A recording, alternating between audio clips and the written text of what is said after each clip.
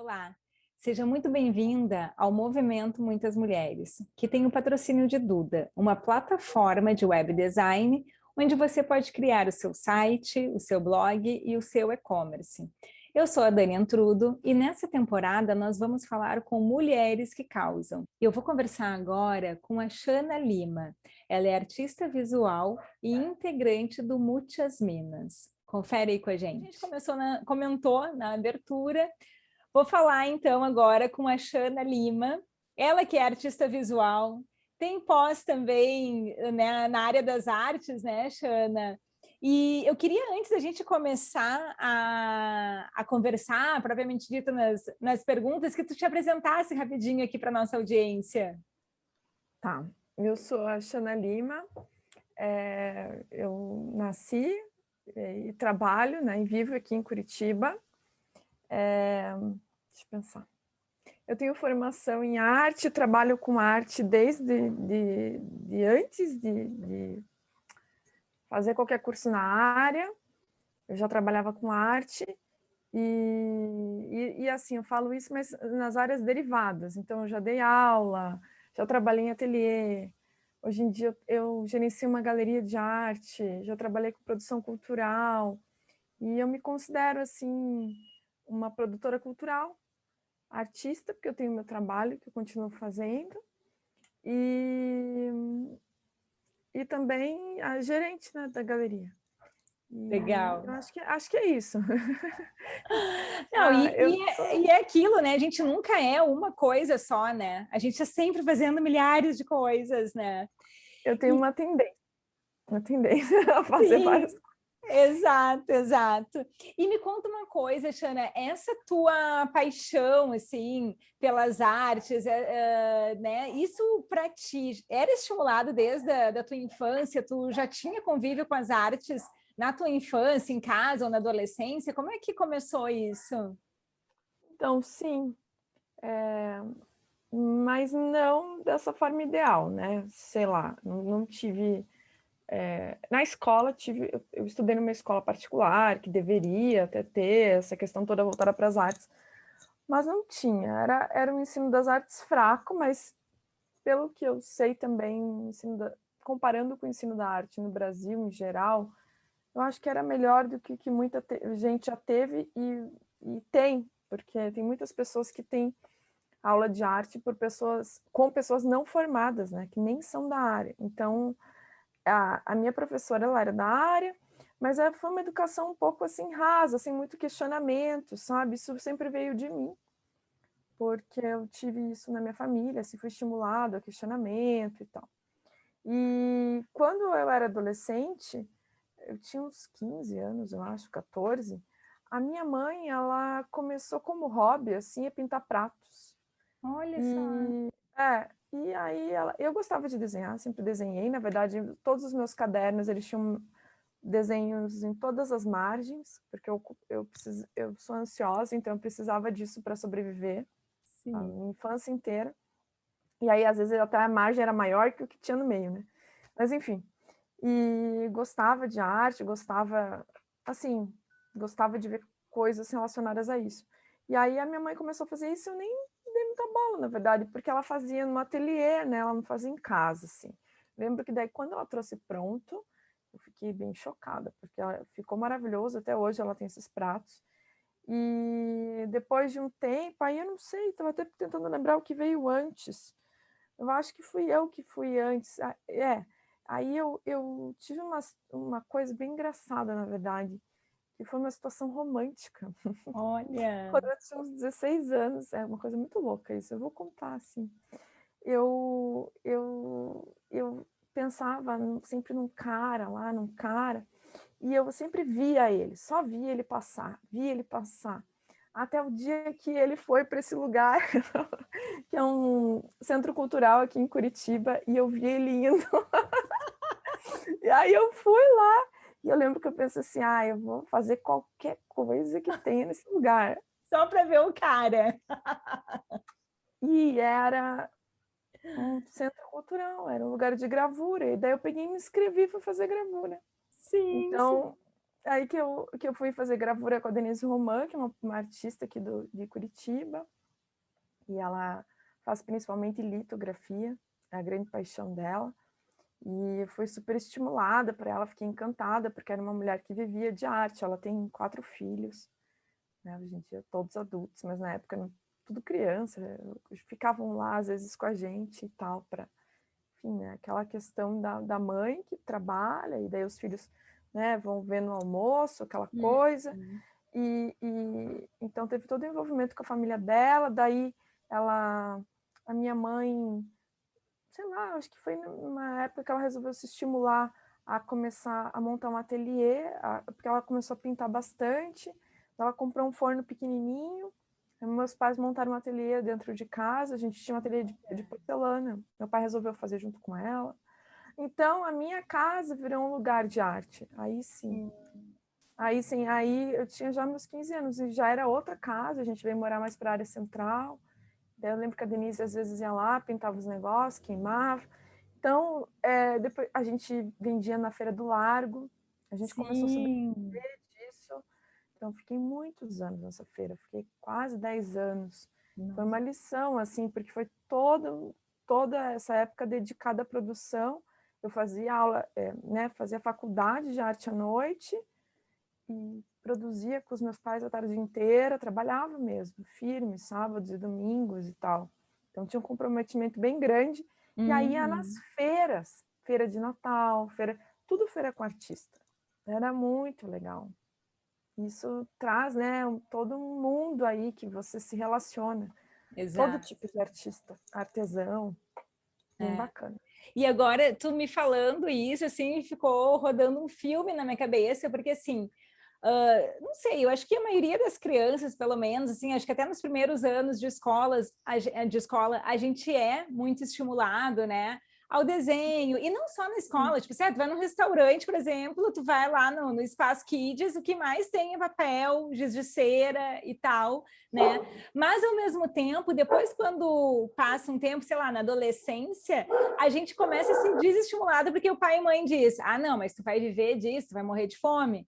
Então, tem também esse preconceito, né? Entre, tipo assim, não, a arte até então, para tu brincar, ok, mas agora vamos botar a roupa de gente séria, vamos no mercado para ganhar dinheiro, né? E no teu caso, assim, pelo que tu tá me contando, tipo, poxa, tu via essa tua professora, né, vivendo de arte, tendo ali os filhos junto, né, sustentando essas crianças, os teus pais, que também lhe te davam um sustento, o sustento de vocês também vinha das artes, né?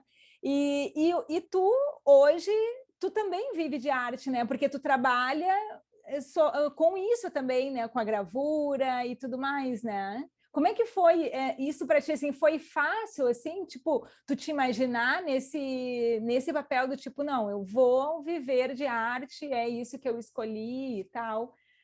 Tu chegou a parar para pensar nisso, assim, Eu na tua acho que eu nunca parei para adolescência? pensar. Foi Porque, indo. porque o que acontece? Eu ia fazer direito, né? Quando eu fazia gravura, eu fui fazer direito. Aí eu fui fazer gravura, a Denise falava, ai não, Xana, faz a Belas Artes. E eu vim de uma formação de ensino médio, eu fiz ensino médio no Cefet, na UTF-PR Paraná. Né? UTF-PR, claro que é Paraná. Que é a Universidade Tecnológica do Paraná. E o que acontece? É uma formação que tem, na verdade, eu tive muito pensamento crítico lá dentro, e só que ela vem do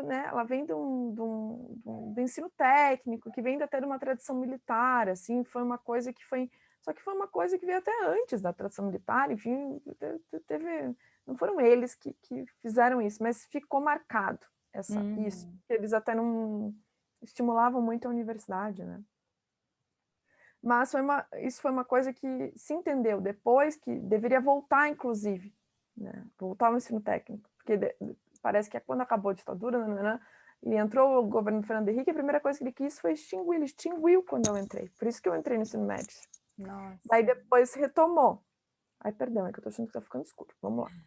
E aí, então assim, daí eu entrei no ensino médio, era para ter feito desenho industrial, que é um dos cursos.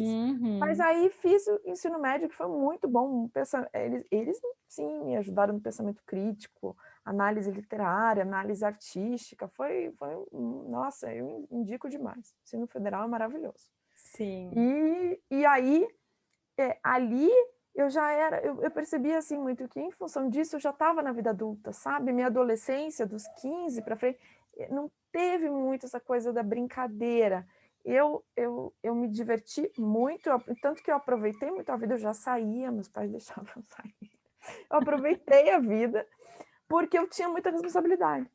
Então, assim, eu tinha essa coisa do trabalho, já trabalhava com artes. Então, para mim, artes e trabalho sempre foram coisas unidas, nunca foi um hobby, nunca foi um hobby. E hoje em dia eu vivo disso, às vezes me pergunto, né, realmente é uma coisa chocante, né, porque no nosso país não existe estímulo Sim. nenhum para isso, mas assim, todos os dias eu penso em mudar de área, eu penso assim, devia ter feito sei lá o quê, devia fazer sei lá o quê, mas eu acho que eu posso até fazer outras coisas, eu tô até planejando aí, talvez uma mudança um dia, mas a verdade é que eu nunca vou deixar de trabalhar com arte na minha vida. Não tem Sim. como. Já está Sim. dentro de mim num nível que tudo que eu penso, tudo que eu faço na minha vida é relacionado, está dentro de mim. Não é uma coisa que eu possa dizer assim, não, agora vamos fechar essa caixinha aqui, tranca, Exato. joga a chave. Tem a É. minha forma de pensar, minha forma de me vestir, de agir, toda relacionada às artes, né? A gente tem todo um campo de pensamento que as pessoas às vezes não conseguem alcançar a profundidade do que é arte. Elas conseguem alcançar do conceito do que é arte. Elas conseguem alcançar nas práticas. Por isso que as práticas artísticas têm que ser estimuladas. Porque sem envolvimento... Daí vamos só traduzir para um exemplo palpável. Talvez a pessoa não consiga falar muito sobre a transcendência da música, mas a gente sabe que quando entra uma escola de samba, Para tudo, né? não tem quem não se emocione, as pessoas choram, é natural, é porque é uma verdade. força. E daí ele fala, mas onde está a arte nisso? É isso, é o conjunto de diversidades que fazem uma harmonia, uma coisa que ressoa em todo mundo. E daí vão dizer, mas a arte contemporânea não é assim. Muitas vezes não é mesmo, mas existe, é uma arte de uma pessoa sozinha, né? Então, às vezes é de um grupo. Quando é de um grupo, a gente pode perceber uma amplitude maior também. Às vezes alcança mais pessoas mesmo. Mas trabalhos, por exemplo, como o do Olafur Eliasson, que é super tecnológico, você vê aquele... Teve um... agora eu sou péssima na minha memória, infelizmente. Não tem problema, depois a gente dá um Google e deixa os links aqui para o Mas pessoal. vamos citar o exemplo visual, porque é nisso que Isso. eu me pego mais. O Olafur Eliasson, ele fez um museu, todo em volta de um museu. Ele fez uma arte tecnológica em torno do museu, que era como se fosse um arco-íris. Estou falando em linguagem assim, porque eu não sei os detalhes. Então, como se fosse um arco-íris de luz. Aquilo é tão bonito, sabe? Você olha aquilo, eu não sei, dá uma coisa, e aí você fica pensando em você passando por aquilo, daí a gente pode dizer, mas é só um negócio, assim. Então, assim, aquele sol que ele fez, agora eu lembro, na Tate Modern, né, na Inglaterra, fez um sol dentro do museu, um sol. Nossa, imagina. Você podia ficar ali de dia inteiro vendo aquilo, o sol real estava lá fora, as pessoas entravam e viam o sol dele. Então, assim, eu acho que a arte também conceitual, o caso dele não é bem arte conceitual só, né, tecnológica, tem vários signos que a gente pode ver na arte dele, a gente pode categorizar, né, de várias formas, mas é arte contemporânea, por essência, né, e a gente vê a arte contemporânea de vários jeitos também hoje em dia, né, a gente tem essa produção jovem que está rolando, que ela já não é palpável muitas vezes, ela é digital, a gente tem agora, até pelas ferramentas das mídias sociais, pequenas animações, mistura de coreografia com animação, com música, com desenho. Então, tudo isso é arte. Então, por isso que eu digo, a pessoa às vezes tem a noção que a arte está longe, porque isso foi proposital, isso é proposital. né? Esse distanciamento que se faz da arte, da vida, da arte e do povo, é um distanciamento proposital. Por quê? Quanto mais longe uma coisa estiver da outra, mais isso aqui é valorizado porque ninguém conhece, mais raro, mais a pessoa que entende é genial. É um conceito que ele vem do Renascimento e que ele veio do Renascimento, mas não tinha essa intenção na época. E ele, inclusive, era uma arte popular que se fazia um Renascimento, se fazia para pôr na igreja, né? Sim, sim. Que acabou, causa aquela sensação de escassez e de que não é de exclusividade também e que não está ao acesso de todos, né? E acaba sendo uma coisa bem classista, na verdade, né? Então, porque isso, quanto mais essa diferenciação ocorrer, mais o mercado torna-se um mercado exclusivo, um mercado para milionários, e isso tem esse propósito, né? Então, a contramão disso, eu acho que vem o grupo que eu faço parte, que é por isso que eu estou aqui, né? O Muitas Minas, que a Isso. gente quer fazer, a gente tem intenção de trazer a arte para as mulheres, trazer a arte para a vida, trazer a arte para o cotidiano. A contramão disso vem as feiras, eu amo, por isso que eu vou falar mesmo. Feiras de papel, como Feira Plana. Aqui em Curitiba também a gente já fez várias feiras gráficas, que se chamam. Feiras gráficas que tem no Aqui em Brasil Porto Alegre inteiro. tem também algumas edições, já tiveram. Agora a gente parou, né? Tem que parar. Sim, Mas isso aí movimentou demais, movimenta todo um mercado de arte que não é esse mercado totalmente pomposo. pomposo, arrogante, segregador, que na verdade também, vamos falar, está metido com contrabando.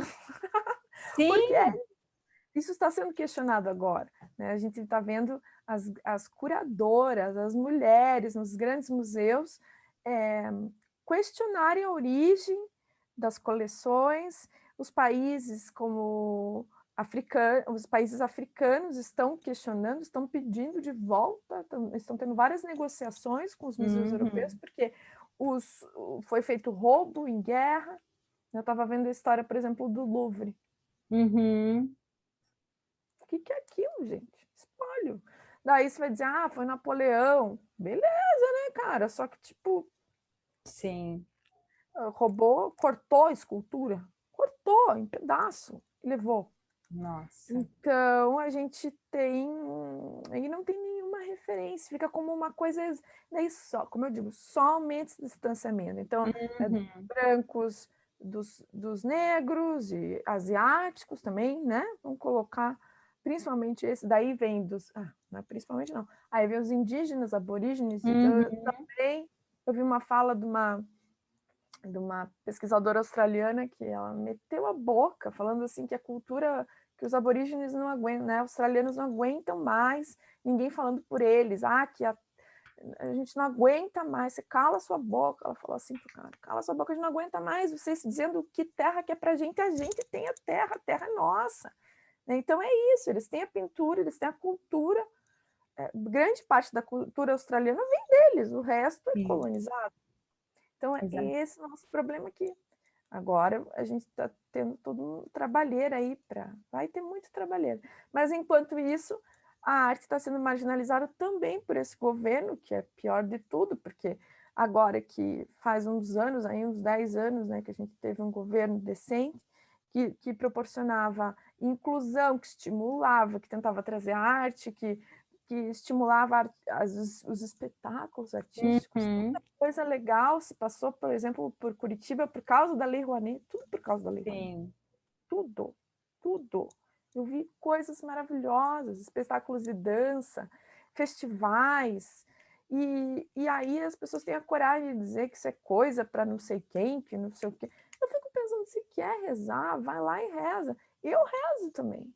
Só que assim, eu rezo, mas eu não preciso me opor à cultura do meu país, sabe? Claro. Então, eu acho uma coisa muito triste que tenha virado isso. Eu não entendo quando que virou isso, porque eu fui criada com pessoas católicas, minha família é de a gente tem descendência libanesa. Só que, claro, a minha avó, que já nasceu aqui no Brasil, ela é católica, mas ela é uma pessoa mais cabeça aberta. Meu avô também, eu tive muita sorte, assim, tive uma família, tenho, que alguns já faleceram, mas muito aberta. Minha bisavó era independente, ela criou os filhos sozinha, então ela falava para mim, filha, vai viver tua vida. Uma baita artista também. Olha só que legal. Ela pegava tudo que era reciclado, guardava tudo que ela achava bonito de embalagem, todo mundo chamava ela de louco na época, mas não, ela era costureira, costurava e fazia essas piras na casa dela só.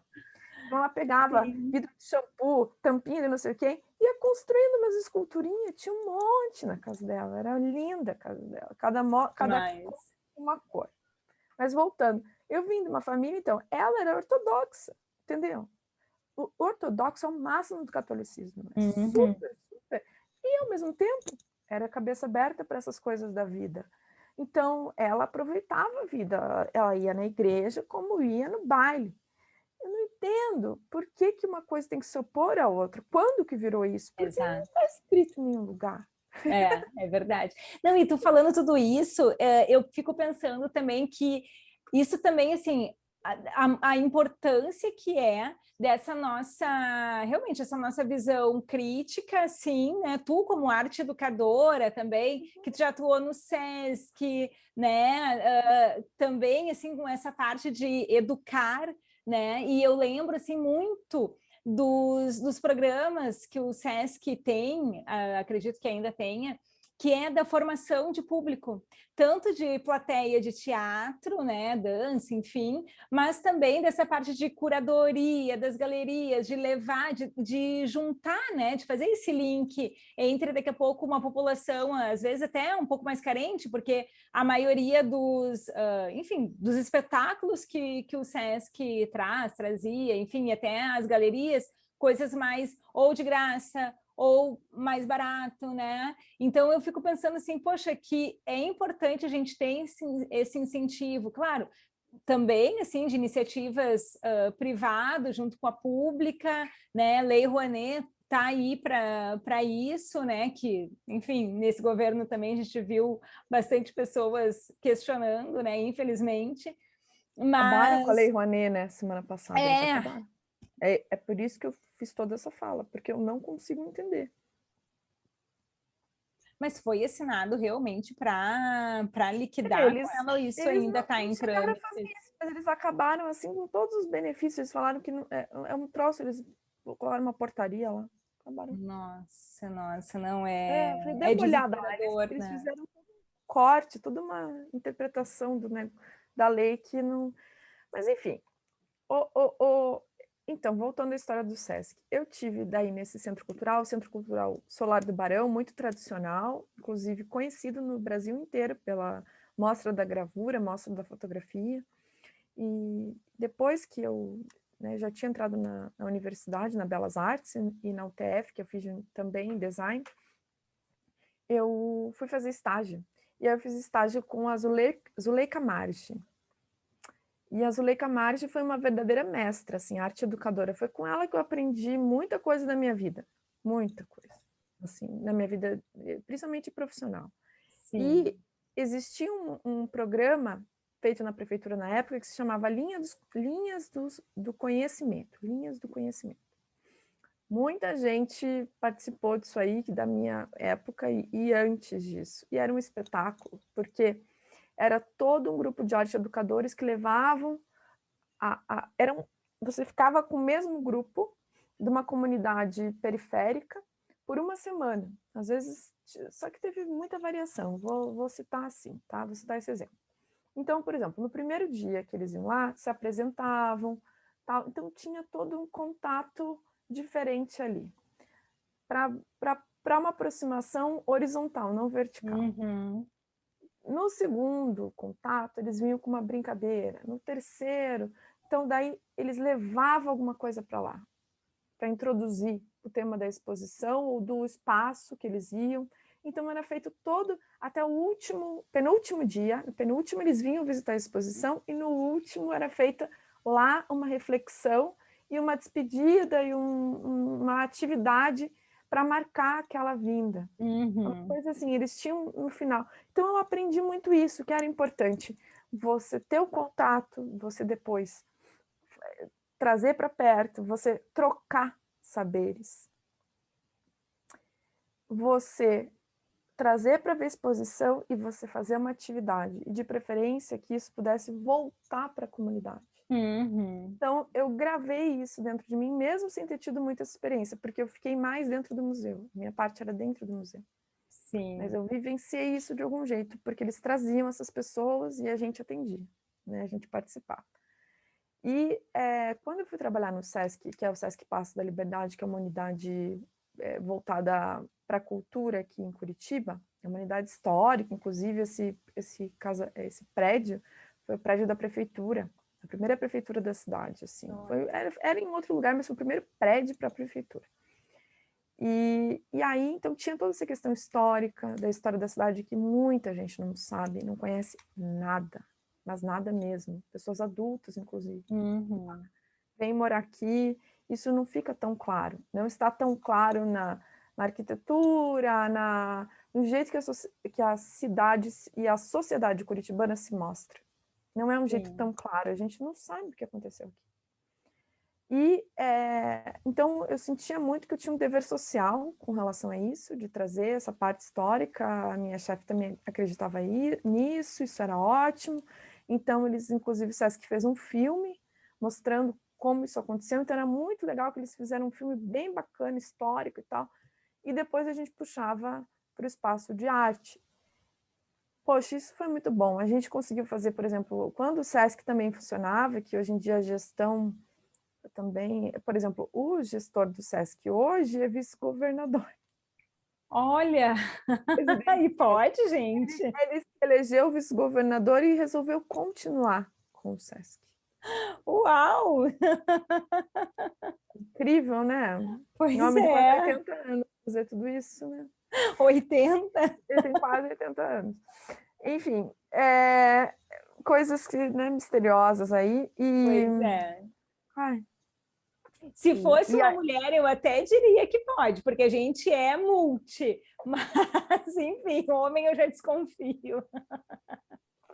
Enfim, a gestão dos últimos anos, aí por inúmeros motivos, não é só ele, né, infelizmente, porque teve também todo esse approach governamental, esse approach político, que transformou o SESC esvaziou, né, bastante o SESC, esvaziou. Então, o que aconteceu foi que houve problemas nessa parte. Então, na época que eu trabalhava lá, que era em 2011, faz bastante tempo, né? A gente tinha uma verba voltada para por exemplo, para o transporte, o que é a verba Gold, que em muitos lugares tem, mas em muitos lugares não consegue, porque é caro. Então, tinha esse ônibus do SESC disponível, que a gente podia... Claro, lanche para as pessoas, né? Normalmente para as crianças e tudo. Então, a gente trazia gente de lugares assim, longe aqui de Curitiba, chegava a dar 1 hora, mas eu sabia que aquela era a única chance deles de, por exemplo, estarem às vezes no museu, porque o Museu Oscar Niemeyer aqui é um museu maravilhoso e é um museu do governo. Né? Tem uma parte particular também, não é só público, mas é um mix lá de público e privado, e o governo, e tem muito incentivo, é um museu conhecido, ele é muito conhecido. Eu estava vendo até um ranking esses dias, acho que era o 3º ou 4º mais apreciado do Brasil, mais conhecido. Nossa. Ele é muito conhecido.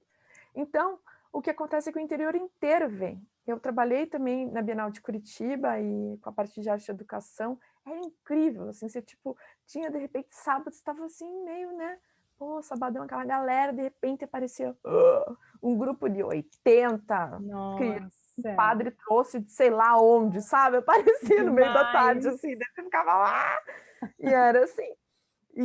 Então, todo mundo se esforça muito, porque realmente o acervo está muito legal, está cada vez maior, é incrível, é um museu que vale a pena mesmo. Mas o resto dos espaços, por exemplo, não tem essa visibilidade. E também tem, né, o seu valor. Então, a gente ter esse transporte era uma coisa maravilhosa, e a minha experiência lá foi muito gratificante por isso, assim, eu tenho... E a gente conseguia fazer atividade, o Sim. lanche, aquelas... Não, mas e isso é demais. Não, e sempre quando eu penso nisso, assim, eu lembro das crianças mesmo, né? Hum, Porque, gente, para criança, assim, claro, o adulto, eu acho que a gente vai criando, assim, aquelas nossas cascas, né? De tanto levar porrada na vida, assim. Mas, sério, criança na frente de um quadro, de, sei lá, de uma escultura, assim, ela dá outro significado para aquela arte. Tu concorda é, comigo?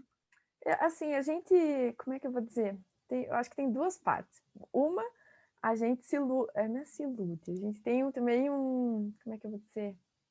A gente glamoriza um pouco essa coisa da infância, né? Essa Uhum. ingenuidade. Eu acho que tem um pouco isso, eu também tenho, total. Porque, né? Nem sempre a criança está tão envolvida ali, né? Uhum. Mas a pureza desse olhar e tal, nem sempre é tão assim. Mas, ao mesmo tempo, quando é, porque isso acontece, Sim. é muito legal mesmo. Aquele primeiro encontro, assim, aquela coisa. Só que não são todos que sentem, né? É o que eu Uhum. falo. Eu acho que o acesso à cultura, ele vem disso. Por exemplo, o fato da criança pegar esse ônibus, só dela sentar nesse ônibus, eu juro para vocês, tinha criança que só falava do ônibus. Ela chegava lá Uhum. dentro e falava assim: eu andei de ônibus, porque era um ônibus de turismo, andei com um ônibus incrível, eles ficavam loucos. Vamos andar do ônibus. Sim. Aí você vai dizer: ah, mas isso é uma coisa supérflua. Eu fico pensando, cara, não. Você está andando de ônibus com o grupo da sua escola. Isso Uhum. tem uma coisa muito marcante para ver, para saber sobre cultura. Quer dizer, como isso é importante. Nossa, eu fui com Sim. ônibus, fui com a minha escola para ver cultura, para ver arte.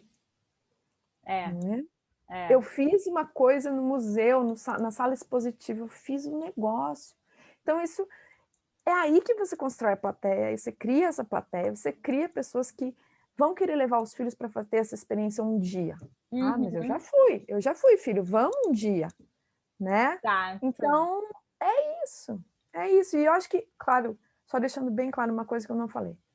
Eu não acho que os museus e espaços culturais tradicionais sejam os únicos lugares de cultura, ou sejam os lugares mais importantes. Eu não acho isso.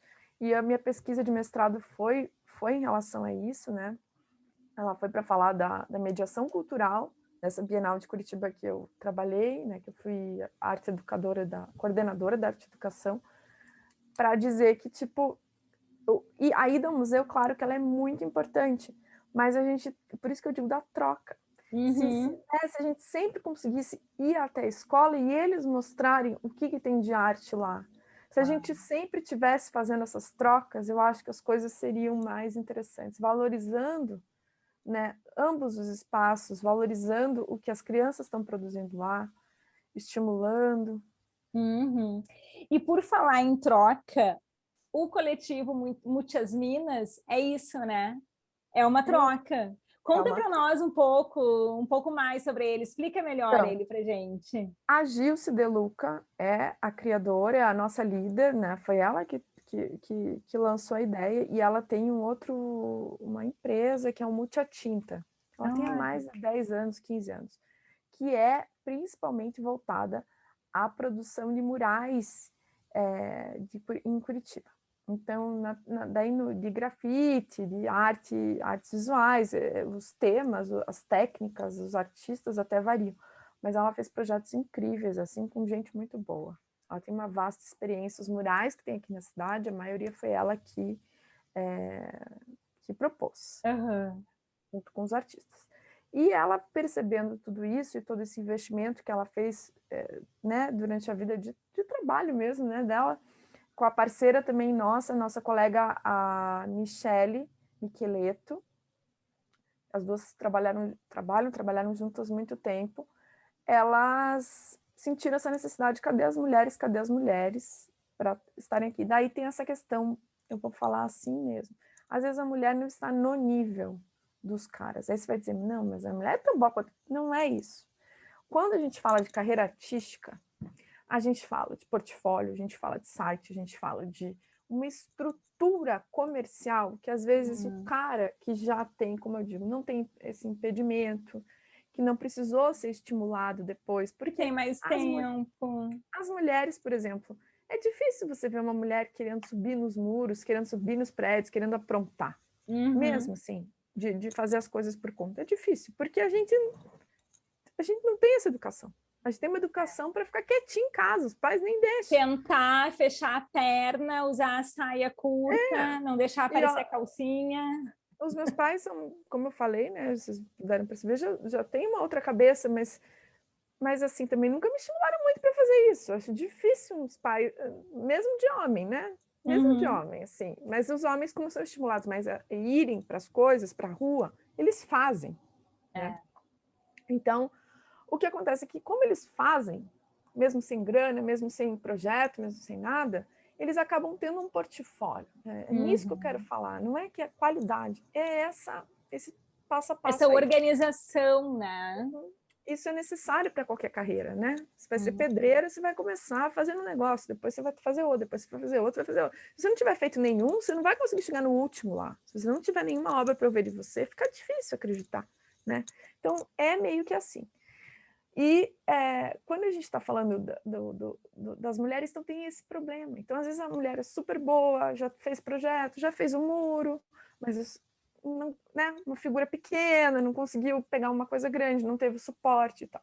Então, só que assim, eu estou falando a maioria. Tem mulheres que já tem esse... Então, no nosso grupo, por exemplo, a gente está no Muitas Minas, a gente tem um grupo diverso, de mulheres que já têm uma certa experiência, né, que tem a nossa idade, faixa dos 40, 35, 40, 30, 40 anos, que já tem experiência, tem até umas mais jovens que já deram as caras aí, já foram, e estão no grupo. Tem outras que têm um pouco menos de experiência, mas a gente sabe que tem trabalhos ótimos. Tem outras que a gente vê que o trabalho às vezes não é tão naquele lugar, mas que está caminhando para isso. E que levou a gente a montar o grupo? Essa diversidade. A gente quer diversidade, a gente quer pessoas que tenham também outras potencialidades, sabe? De tipo, pessoas agregadoras, pessoas que sejam mães, que tenham essa experiência, que tenham experiência com grupos, que, sabe, que dancem, que façam teatro, que façam poesia, que saibam filmar, que saibam, né, que sejam videomakers, que venham da comunicação. Então, tudo isso a gente sabe que constrói tanto uma carreira quanto um grupo, né? Tanto individual quanto coletivo. Então, essas trocas, a gente, infelizmente, com essa pandemia, deu uma estragada, porque a primeira reunião, eu não fui, porque eu não pude, porque estava trabalhando, mas disse que foi maravilhosa, que todas juntas e tal, daí veio a pandemia. Então, as nossas reuniões são online, daí não são tão animadas quanto a gente gostaria. Sim. Mas são boas, são ótimas. Mas eu digo assim, né, que quando a gente está junto é diferente, né? Se abraça, assim. Eu estava olhando ali no Instagram, né, do Muitas Minas, e aí tem esse formulário, né? E o que me chamou realmente quer dizer, não o que me chamou realmente a atenção, mas o que mais me chamou a atenção, exatamente, foi a pergunta se você é mãe. Eu achei aquilo tão fantástico, porque a primeira coisa que me passou na cabeça foi, bom, esse formulário, obviamente, foi feito por uma mulher, não foi feito por um homem, porque um homem nunca ia perguntar isso, até porque, e aí tu falando esse teu relato, o homem, ele não tem, mesmo que ele seja pai, ele não tem problema com quem deixar os filhos, né? Alguém vai ficar com os filhos, que não ele. E aí ele tem mais tempo para mais um monte de outra coisa, né? Nesse último projeto que a gente fez, a gente teve as crianças participando com as mães. As mães iam pintar as paredes em casa, e que mãe, é ridículo comparar, mas eu sou meio que, né? Eu tenho uma cachorra. Confesso para você que nem eu consegui, a minha cachorra saiu nas fotos. Então, assim, fico imaginando um serzinho que anda, fala, e não tem como, né? Elas querem brincar. Eu tenho minhas vizinhas aqui que participaram também. Eu fiz 2 murais. Quando eu vi, elas estavam riscando tudo, assim. Pegaram meus pincéis e faziam assim na parede. Eu, tipo, E falei, escrevam o nome de vocês, tal. Já fizeram tipo um pitch aqui. Demais. Mas é isso. O que eu quero dizer com tudo isso? Elas estão vendo a mãe fazer, no caso as meninas aqui, vendo a vizinha, aí a outra tá. Então, é a comunidade. Se você pensar, a comunidade é feminino, porque a comunidade é feminina, é agregadora, a gente agrega. Quem está com as crianças, e isso ninguém tira da gente. Ninguém. Nem o patriarcado tirou. Nem o patriarcado tirou. Está tentando, constantemente. Mas a gente não se entrega. A gente não se entrega mesmo. E assim, Xana, mesmo, né, a gente vê assim o ambiente das artes, né, que é um ambiente assim onde, pelo menos a gente imagina, né, que as pessoas têm a cabeça mais aberta e tal. Mesmo nesse ambiente, a gente tem um certo machismo, situações de machismo que tu já presenciou, que tu já passou. Nossa, tem muito nas artes. Porque, inclusive, essa questão, né? Eu vivo fazendo as análises dos acervos, de quem ganha. Nossa, a história da Camille Clodot, sempre falo, a história mais tenebrosa, né? Do mundo. A mulher morreu no sanatório. Conta para nós qual que é a história. Ah, não, eu não vou, eu vou resumir, porque é triste. Ah, é triste. Resume. A mulher, ela era a amante do Rodin. Sabe Rodin? Sim. Francês lá, que tem museu Rodin, certo? Camille Clodot não tem museu, acho. Acho que não tem museu. Mas assim, o dele foi o primeiro, independentemente dela até hoje um agora, talvez ela tenha, né? Porque a mulherada na França também não é fraca. Posso estar falando besteira. Então, ele fez aquela Porta do Inferno. Então, um artista célebre, ele era muito mais rico e poderoso. E era mesmo, assim. Ele, tipo, dominava as esculturas de ferro, os bustos, todos os monumentos, palavra correta, monumentos franceses, a maioria, acho que na época, era feito por ele, porque ele era um artista mesmo, e tinha uma equipe, aquele tipo que gerencia. A gente tem isso nas artes, em todas as linguagens, né? Então ele gerenciava uma equipe e a Clodot foi ser aluna dele, eles se apaixonaram, tiveram um caso, só que ela achou que ia casar com ele. Já tinha uma mulher, mas ela achou que ela era mulher, entendeu? Uma coisa assim um pouco típica, né? Do tipo, acho que a mulher dele tolerava a traição naquela época, enfim, ou não sabia, vai saber. Só que daí um belo dia a Clodot não quis mais ficar com ele, porque ela achou que ele fosse assumir a relação. Ela trabalhava com ele, a gente até hoje tem dúvidas do que ela fez e o que ele fez. Olha que tenso. Olha que tenso. E não tem muito como tu provar, né? Quer dizer... Tem uma obra lá que é O Beijo, que ele fez dos dois se amando, que é uma das coisas mais lindas do mundo. Quer dizer, ele estava apaixonado mesmo. Só que daí, quando ela disse não, amiga, ele acabou literalmente com a vida dela, no sentido dele, tirou todo o trabalho dela.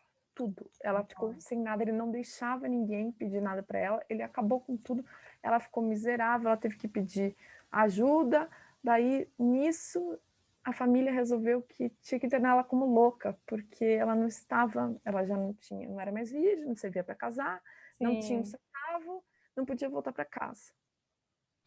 E eles botaram ela no sanatório sem ela ser louca. Então tem, tipo, cartas e cartas e cartas, inclusive das pessoas do sanatório, pedindo para a família dela tirá-la de lá, porque ela era muito injusto. Ela morreu no sanatório. Que louco isso. E ele teve várias outras mulheres. Sim. Não, e outra coisa que a gente vê muito também, por exemplo, né, nos museus, o curador normalmente é o homem, né? Aí as mulheres estão nas artes como musas inspiradoras. Como musas. Mas não são as autoras. São como artistas. Então, agora assim, o que eu sofri, aí você vai pensar, nossa, né? Então, isso é recorrente. Hoje, faz muito pouco tempo que se pensa nessa questão das mulheres como curadoras, pelo menos aqui no Brasil. Não vejo uma discussão de mais de 5 anos, não tem, eu acho. Pelo menos assim, de boca, que eu ouvi as pessoas falando. Como eu falo, eu tive muitos bons exemplos de artistas mulheres, né? Sempre tive junto de artistas mulheres, depois tive a Isabela Zanchi também, que me orientou anos, que é uma ótima orientadora, mas ela também cai um pouco nessa de tipo de marginalização, assim. Que, por exemplo, isso é muito comum. A arte do homem dentro da gravura é água tinta e água forte, uma coisa meio Rembrandt. a arte da mulher na gravura, no caso é lito, às vezes estilo, e daí no caso a gente fazia monotipia. Monotipia? Sabe? Então, assim, questão de valor, por exemplo, é um valor muitas vezes díspare em função da técnica, mas a gente sabe que tem a questão do feminino muito envolvida nisso também, né? E aí você fica, mas como assim, né? Sim, é assim, aquela arte muralista sempre deu muito mais grana, sempre deu, um monumento. E é uma coisa que muitas vezes são os homens que ocupam. Por quê? Pela questão da força física, pela questão dessa exposição da rua. Rua não é para mulheres. Isso até hoje está impregnado em algum lugar. Está impregnado porque se mantém. Se mantém. Então, obras institucionais, quem faz são os homens. Grandes murais, coisas que são pagas, bem pagas. Pode ver na tua cidade, aqui nessa cidade aqui, tudo homem. Não, mulher. E tem um exemplo, assim, que eu acho mais clássico de todos. Nome de rua. Se a gente for comparar nome de ruas... não tem como comparar. Nossa, aqui no Brasil... Brasil... Não tem como comparar, né? Não. Mas, assim, eu digo que essas outras coisas, por exemplo, nome de rua é uma coisa difícil de tirar, digamos, né? De colocar outra. Agora, isso tudo aí tá, né? Tá o tempo todo fazendo coisa. Agora, eu acho que a Denise Roman, inclusive, que foi minha professora, ela conseguiu. Acho que ela tem uns trabalhos públicos. Mas, por exemplo, o trabalho dela tem um pouco de uma linguagem infantil, então foi para essa área, né? Agora, assim, eu sinto falta de outras artistas que estiveram juntos ali, que estão produzindo há anos, não tem esse mesmo destaque. A gente viu poucas. E o que mais eu sofri foi assim, isso já passei, por isso que eu quero só falar, porque é importante. Claro. Essa coisa, não, assim, do tipo, dar umas cutucadas nesse mundo aí, porque é fogo. Essa coisa do homem curador é engraçado. Já me aconteceu de mulheres indicarem um homem para curador, e eu não tenho, por exemplo, na época do SESC, eu fazia mais a produção, né? Então vem aquela pessoa, a gente aceita. E esse cara foi nossa, o cara só faltou me bater, porque ele que queria mandar, ele que queria, né? Então, assim, isso foi uma experiência bem triste que eu tive. Só que, assim, a gente pode dizer que é um pouco pontual, mas não sei se tanto. Pois é. É comum homens ficarem, assim, às vezes, como críticos, como curadores de grupos de mulheres. Então, é uma coisa que agora eu acho que a gente está se ligando disso, mas um tempo atrás, assim, era bem comum, assim. Sim. Você via isso. Ah, tinha que chamar, parece que um homem. Pra quê? Para validar a tua palavra, muitas vezes, né? Para validar o teu trabalho. Hoje eu me arrependo, fico pensando, por que eu aceitei um troço desse? Eu que fiz, que foi uma proposta que foi minha. Aí eu lembro que passei para minha chefe, ela aceitou, eu organizei as artistas. Só que a parte conceitual tudo não cabia a mim. Eu só fiquei na parte da produção. Foi uma das únicas vezes que eu fiz isso lá. A gente às vezes tinha essa chance. Chegou na parte conceitual, chamei um cara. Então, assim, os erros que a gente comete também é bom falar, porque isso é sempre uma coisa para a mulherada. A gente não pode deixar isso acontecer. Não pode. Não pode.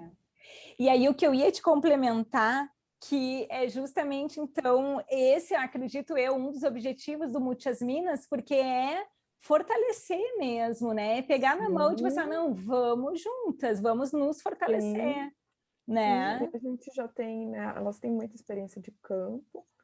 Eu tenho também, mas mais das áreas da área de exposições, né? Mas eu tenho experiência assim com artistas, né? Com trabalho, com o que a gente vê, né? Produção e com essa parte de arte e educação também. Então, a gente contribui de formas diferentes. Eu não falei de 3 pessoas do grupo, gostaria de falar, porque são importantes, que é a Rosângela, que é a Nina, e ela é a Sustentacta. E ela é uma super designer. Nossa, o currículo dela é uma coisa maravilhosa, Rosângela Araújo. Então, assim, a Nina, ela dá muito norte, sabe? De vislumbrar os lugares que a gente pode ocupar, de ver esse design thinking. É importante. Então, assim, extrapolar, por isso que eu queria falar, extrapolar as fronteiras da arte. das artes visuais assim nesse cantinho, a gente não pode ficar nesse cantinho. As artes só se engrandeceram no nosso país, só se amplificaram quando se juntaram com outras, né? Com a música, com a arquitetura, com a performance. Por que o Sesc funciona? Porque é híbrido.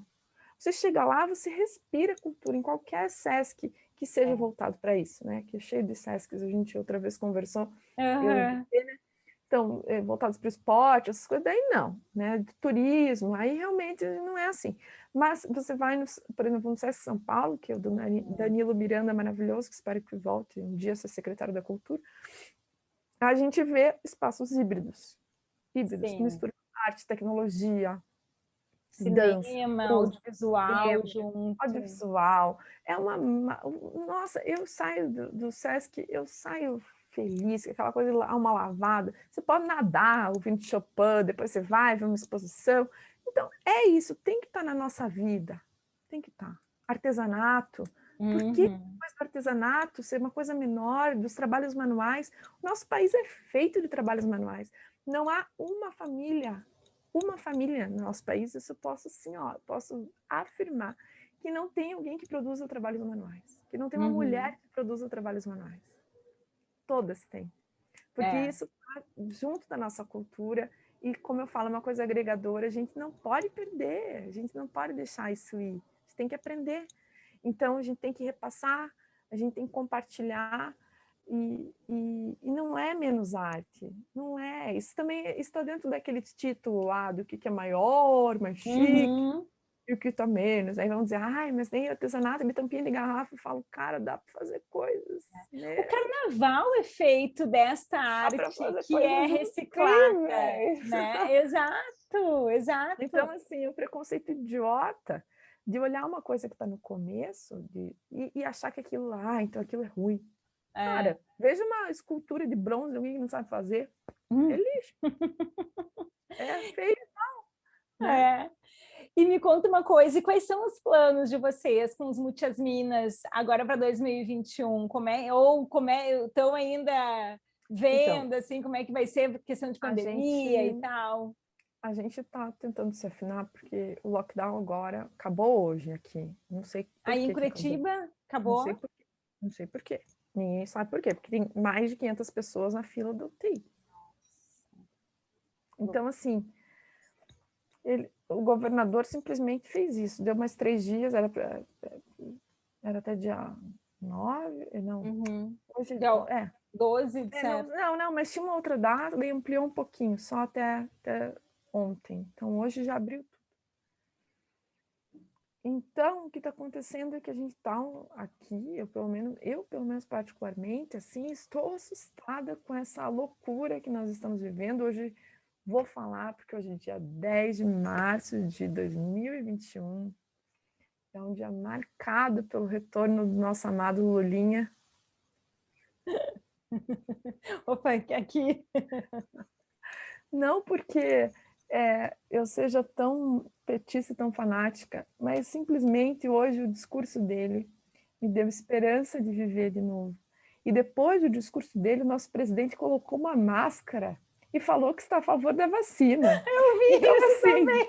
O fato do Lula ter feito um discurso de 1 hora e ter durado, hoje a sabatina dele, 2h30, na qual eu fiquei 2 horas plantada, inclusive almoçando na frente do meu celular, para ver e ouvir tudo o que ele tinha a dizer, porque aquilo me alimentou.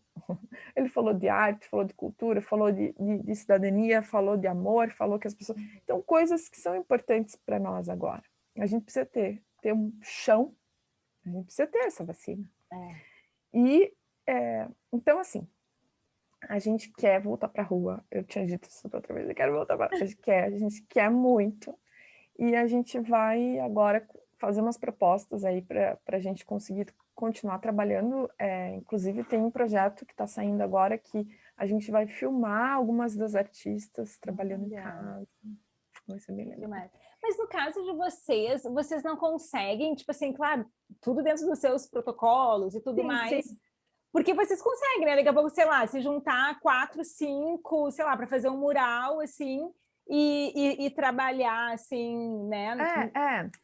é uma coisa que, assim, é que a gente quer fazer coisas maiores. Claro, claro. Então, precisa de uma outra estrutura. Mas, sim, isso que a gente está conversando, porque a gente sabe que a gente está no pico pandêmico, mas o próprio Ministério da Saúde previu, tá certo, previu, há um tempo atrás, a morte de 3 mil pessoas por dia. Eu tô assim, nós estamos em 2 mil. Quando chegou em 1.000, eu já estava suando. Estamos em 2 mil. E previram 3 mil. Quer dizer, então não sei se chegamos no pico, se vai ter um pico maior que um pico, que pico que vai ser esse, porque tá assustador. Talvez a gente tenha que esperar. Mas eu acho que a gente já sabe pela primeira parte da pandemia, que realmente tem uma baixa depois. A gente está contando com isso. Agora, com toda essa demora para vacina, vamos ver se vai ter mesmo essa baixa. É verdade mesmo. Porque não dá para expor, né, as pessoas, não dá para expor nesse nível, né? As coisas estão perigosas. Não, e é nisso que também que a gente pensa, né? Porque daqui a pouco, assim, juntar ali 4, 5 artistas, ok, mas tudo que envolve, né? Esse juntar 4, 5 artistas, todas as outras demandas que acabam acontecendo também em termos disso. E como tu mesmo falou, né? Tipo, poxa, precisa ter gente para ver a minha arte, né? Para passar por lá e tudo mais. Então, também rola, acredito eu, uma certa frustração, assim, de tipo, tá, vou fazer, mas, enfim, quem é que vai assistir isso, né? Nós precisamos de um tempo. Eu acho que vai acontecer, mas não dá para prometer, porque tá um pouco difícil agora, mas vai acontecer. E, Shana, me conta uma coisa, quem são ou quem foram as mulheres que te inspiraram no mundo das artes ou, enfim, as tuas mentoras? Então, eu tive a Zuleika Marge, que foi essa minha professora, minha professora não, minha chefe. Ela foi muito legal. A Denise Roman, com certeza. Aí a Isabela Zanck depois, que me ajudou ela me ajudou meio que assim a trabalhar de forma cada vez mais integral. Eu não sei explicar isso. Uma doação, sabe? Sim. Depois na faculdade eu tive a professora Silvia Brezinski, que é uma mulher genial, genial. Ela é muito maravilhosa, professora de pintura. Ela é pintora, a filha dela é pintora. Então essas são, acho que, minhas referências mais locais, assim, das pessoas que eu admiro e com as quais eu compartilhei, né, conhecimento, e tive muita coisa, assim, tive muito retorno, tive privilégio mesmo de conviver. E no mundo das artes, eu amo a Yayoi Kusama, sabe? A japonesa. Sim, sim. Nossa, eu adoro aquele tipo de pintura. Eu acho que é meio que o que eu tento fazer, assim, de algum jeito. Mas não, né? Pessoas diferentes, trabalhos diferentes, mas o jeito que ela faz as coisas. Organiza as coisas. Tudo. Eu gosto de tudo, absolutamente. Eu gosto também muito da Frida Kahlo, que é um chavão, mas eu acho que nós latino-americanas vamos gostar de quem? É verdade. Tipo, cara, ela foi uma mulher latino-americana que foi forte pra caramba, que inspira o mundo, imagina. Claro que eu quero ser um pouco Frida Kahlo, quem não quer, né? É uma coisa assim, que alguém que venceu a própria morte, o próprio medo da morte, parece, né? Uma coisa meio assim. E livre. Sou presa pelo amor. Eu me identifico um pouco. Brincadeira, não tem nem o Diego Rivera, não tem. Aqui o lado, eu não sei se obrigada, é bom. Né? Deixa eu pensar, quem mais? Aí tem umas... Ai, não sei. Aquela mulher, eu gosto muito dela, agora me deu um branco. Lígia Clark. Legal. Eu adoro a Lígia Clark. Eu acho ela genial. Por isso que eu sou complexa mesmo, né? São trabalhos muito diferentes. Sim! Mas enfim, a Lígia Clark, eu gosto demais dela. Uau, acho incrível. Mas isso é demais também, né? Porque eu, pelo menos, eu vejo a arte muito isso, são muitas referências, né? E como tu mesmo falou, daqui a pouco, assim, não é só as artes visuais, mas é algo ali de uma música que tu escutou e que tu pode transformar aquela música em algo que tu esteja enxergando, né? Em uma Uhum. arte, como o contrário também, né?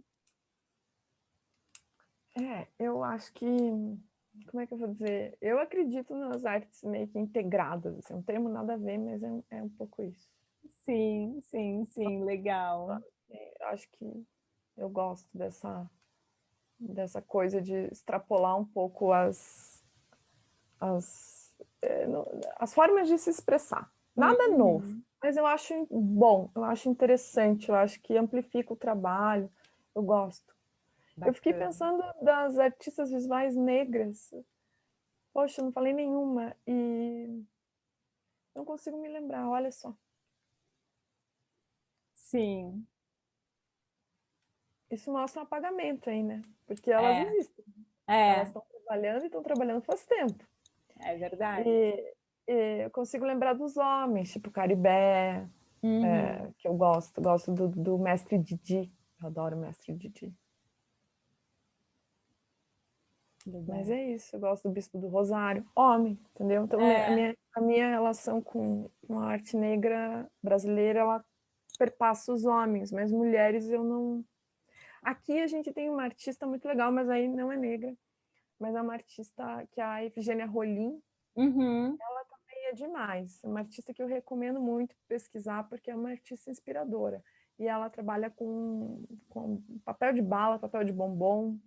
E é o que eu falo da arte, assim, de transformar ela. Foda. Sim. Ela é Não, foda. Ela faz uma a coisa gente incrível. começou conversando ali sobre, né, uma pincelada ali sobre a questão do carnaval, né, que é cultura, é arte também. Sim. E eu estava vendo o filme que saiu, que é o 30, que é sobre a história do Joãozinho 30, que Ah, modificou o Carnaval do olha. Rio de Janeiro, e Uhum. mostra justamente isso. Ele foi, eu não sei se ele foi o primeiro ou um dos primeiros carnavalescos a colocar isso que se diz lixo, né? Ah, tá, que ia ser descartado e tal, dentro das escolas de samba, né? Então, isso que eu acho muito bacana, assim, que a gente mistura muito essa coisa da arte, né, com o lixo e a arte, né? Algo que na verdade não é lixo, porque tu como artista sempre vai ver um outro valor naquele material que poderia ser descartado, né?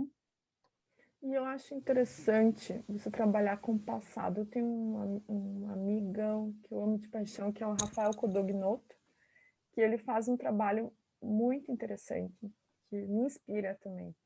E ele vive mexendo nas caçambas. Então, por exemplo, ele acha memórias familiares inteiras, pessoas que jogam Gente, que álbuns demais. fotográficos no lixo, de muita Sim, coisa.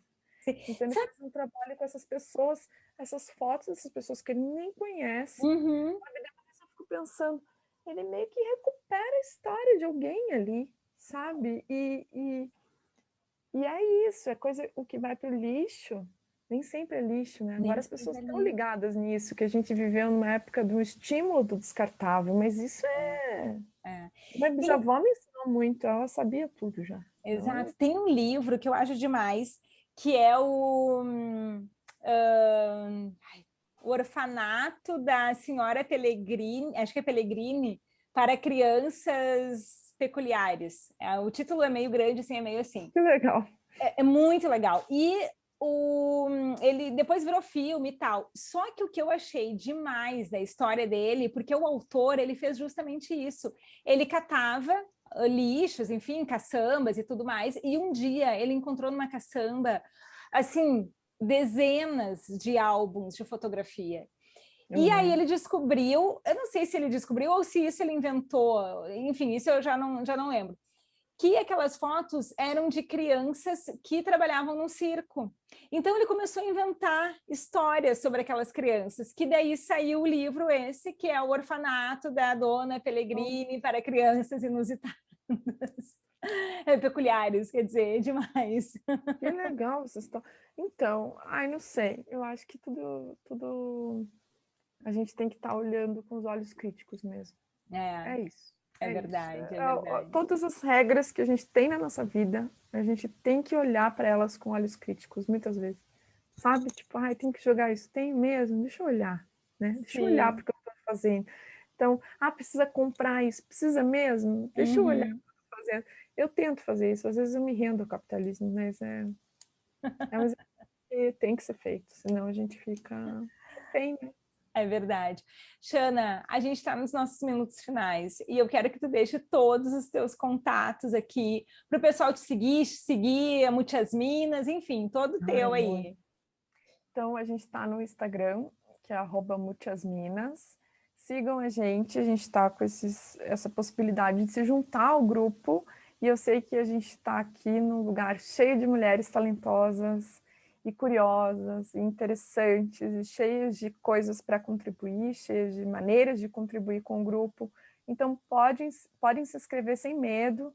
A gente ainda não está respondendo as pessoas, porque com tudo isso a gente está priorizando um projeto que a gente está fazendo agora, que é para agora, mas assim que a gente estiver um pouquinho mais livre, a gente vai começar a responder. Então não se chateiem, respondam sem esperar muito, que logo a gente retoma.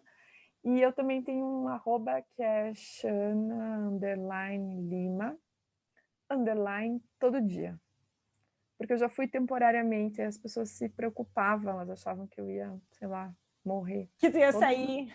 Todo mundo vai morrer, né? Mas o problema era com o meu temporariamente. Então, tá, então eu tô todo dia até não tá. É isso, gente. Ai, legal, Eu guria. agradeço. E entre em contato, por favor. Qualquer coisa, sugestão, mesmo reclamação, liguem lá, liguem já. Liguei já. Manda uma mensagenzinha que a gente faz questão de responder. Ai, legal. A gente vai deixar os links todinhos aqui no descritivo desse vídeo. Uhum. E o nome dessa nossa temporada é Mulheres que Causam. Então, com certeza, Shana Lima e o coletivo Muitas Minas é Mulheres que Causam. Obrigada, As muitas guria. minas causam demais. Causam Beijo. demais, exatamente.